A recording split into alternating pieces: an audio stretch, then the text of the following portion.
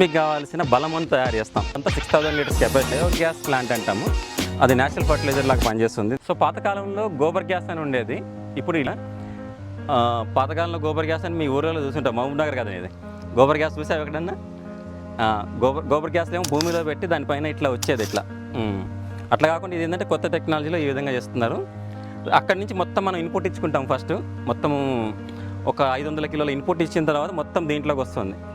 First ఒక 45 days దాన్ని 45 రోజులు అట్లనే వదిలేస్తాము. దాని లోపల మంచిగా అది ఫర్మెంటేషన్ జరిగి కుళ్ళి ఆ మంచి లిక్విడ్ అంటే దాంట్లో చాలా రకాల సూక్ష్మజీవులు, మనకి ఎంజైమ్స్, ఇవన్నీ కూడా భూమికి కావాల్సినవి పోషకాలు అన్నీ కూడా దాంట్లో తయారవుతాయి.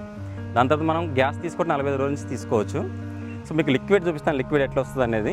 ఇంట్లో కొంచెం మెటీరియల్ వేస్తాము.